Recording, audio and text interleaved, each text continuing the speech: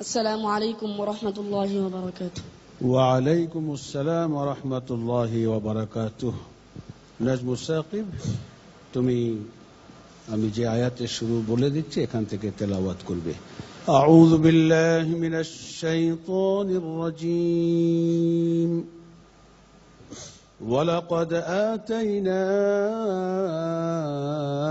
إبراهيم رشده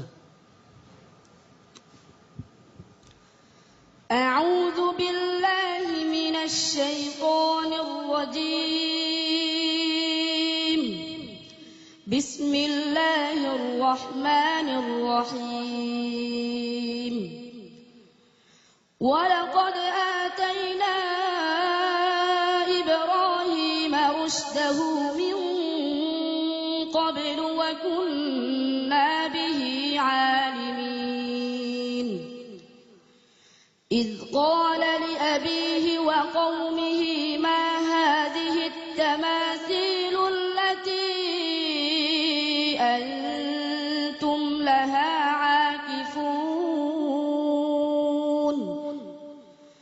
قالوا وجدنا آباءنا لها عابدين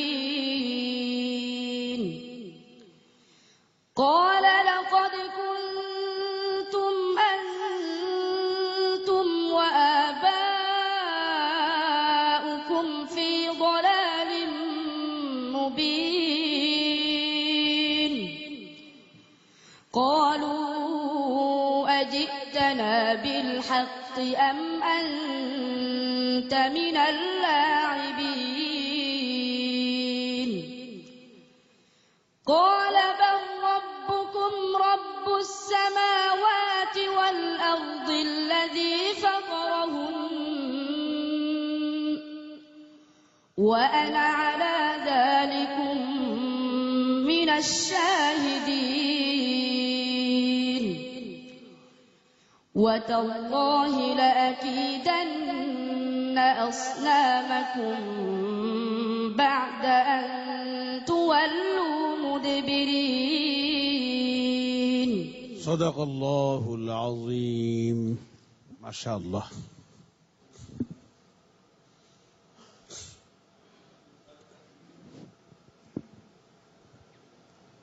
নাজমুস সাকিবকে আমি একটি শব্দ বলবো কোরআনে কারিমে এই শব্দটি কয় জায়গায় আছে তুমি সঠিকভাবে উত্তর দিবে। তাবারাকা শব্দটি কয় জায়গায় আছে তুমি পড়ো। أعوذ بالله من الشيطان الرجيم إن ربكم الله الذي خلق السماوات والأرض في 6 أيام ثم استوى على العرش يغشي الليل النهار يطلبه حثيثا والشمس والقمر والنجوم مسخرات بأمره ألا له الخلق والأمر تبارك الله رب العالمين بسم الله الرحمن الرحيم تبارك الذي نزل الفرقان على عبده ليكون للعالمين نذيرا تبارك الذي إن شاء جعل لك خيرا من ذلك جنات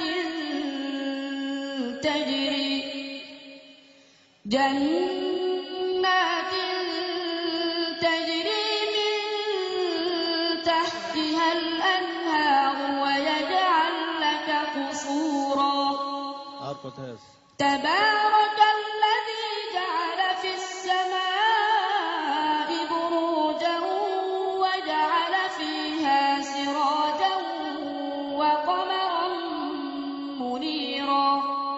কোথায় আছে?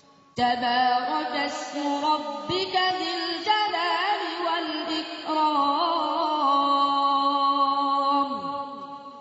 আর কোথায় আছে? কোথায় আছে? تبارك الذي بيده الملك وهو على كل شيء قدير সাদাকাল্লাহুল আযীম। صدق الله العظيم